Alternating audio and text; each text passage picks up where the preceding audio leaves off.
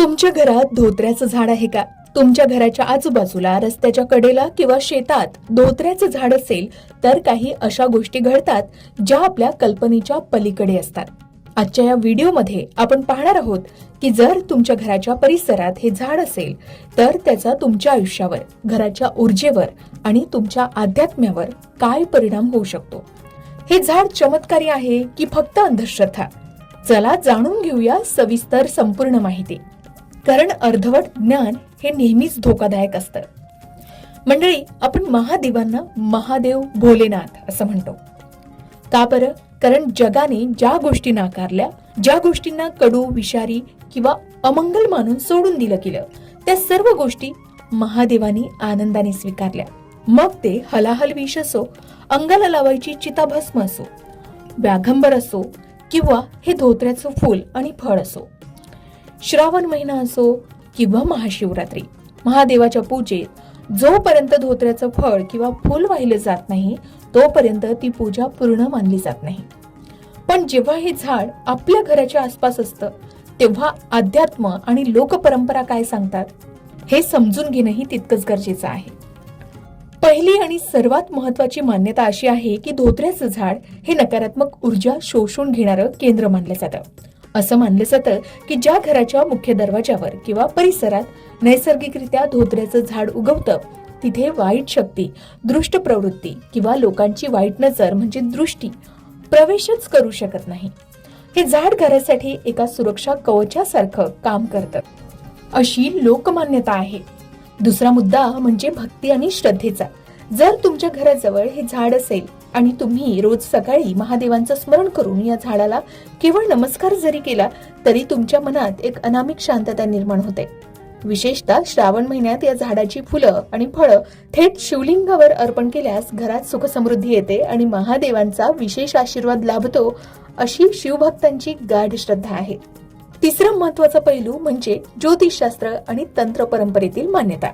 काही जुन्या जाणत्या लोकांच्या मते राहू आणि केतू किंवा इतर काही ग्रहांचे दोष कमी करण्यासाठी धोत्र्याच्या वनस्पतीचा विशिष्ट पद्धतीने वापर केला जातो. हे झाड घराभोवती असण्याने वास्तुदोष कमी होतात आणि घरातील सदस्यांचे मानसिक आरोग्य स्थिर राहण्यास मदत होते, असा लोकविश्वास आहे.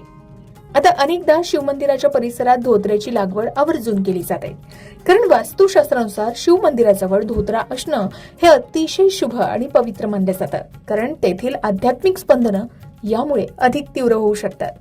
पण अध्यात्म आणि श्रद्धेचा आदर करत असतानाच आपण विज्ञानाला आणि वास्तव्याला नकारून चालणार का? नाही.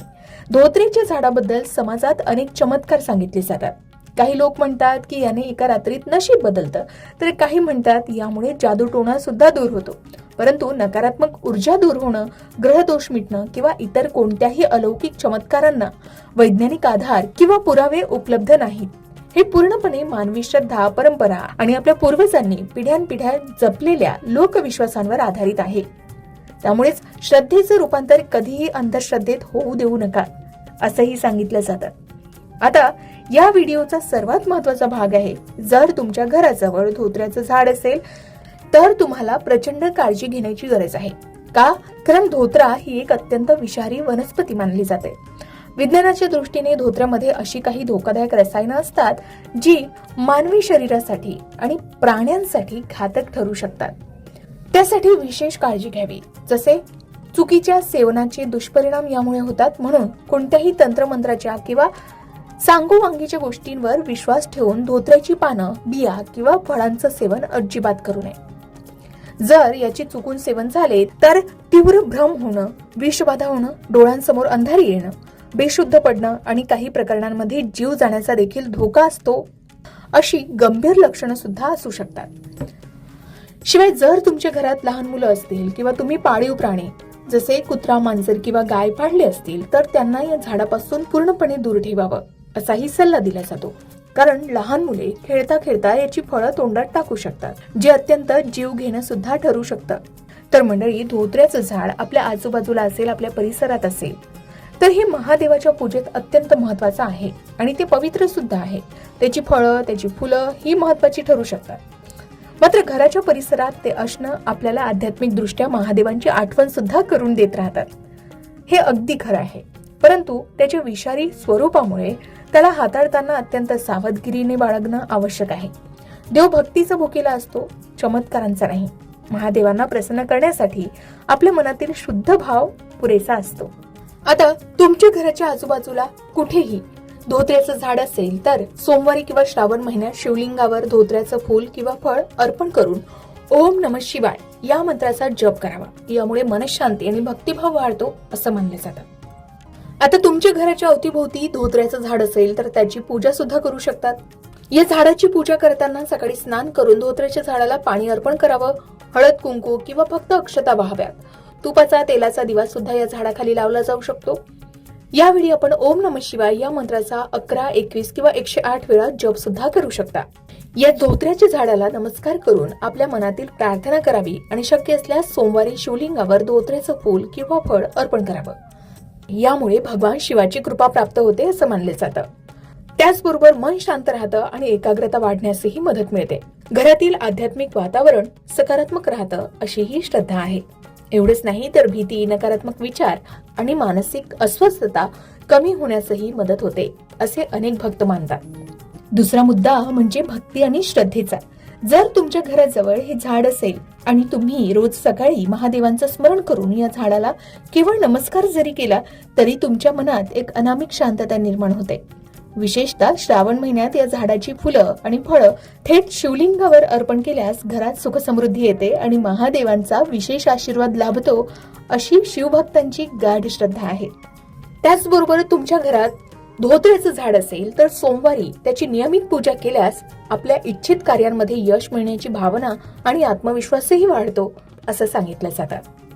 तर तुमच्या घराच्या आजूबाजूला धोत्र्याचं झाड आहे का? कमेंट करून नक्की सांगा.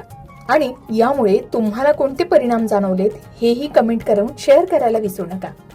अशाच प्रकारे सणावारा संबंधित व्रतवैकल्य असतील, उपासना असतील, पूजा विधी संबंधित आणखी काही माहिती तुम्हाला हवी असेल, त्याचबरोबर वास्तुशास्त्र, ज्योतिषशास्त्र, अंकशास्त्र यांसारख्या विषयावर तुमच्या मनात काही शंका असतील तर त्या कमेंट बॉक्समध्ये नक्की विचारा. शिवाय तुम्हाला आणखीन कोणत्या विषयावरचे व्हिडिओ ऐकायला आवडतील ते सुद्धा कमेंट करून सांगा. या संबंधित संपूर्ण मार्गदर्शन तुमच्यापर्यंत पोहोचवण्याचा आमचा हा प्रयत्न आहे. तेव्हा कमेंट नक्की करा.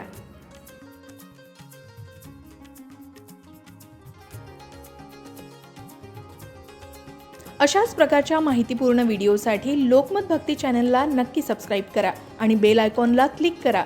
म्हणजे आमच्या नवनवीन व्हिडिओचं नोटिफिकेशन तुम्हाला मिळत राहील. तसेच योग्य आध्यात्मिक मार्गदर्शनासाठी लोकमत भक्तीच्या फेसबुक पेज आणि इन्स्टा पेजला लाईक आणि फॉलो करायला विसरू नका.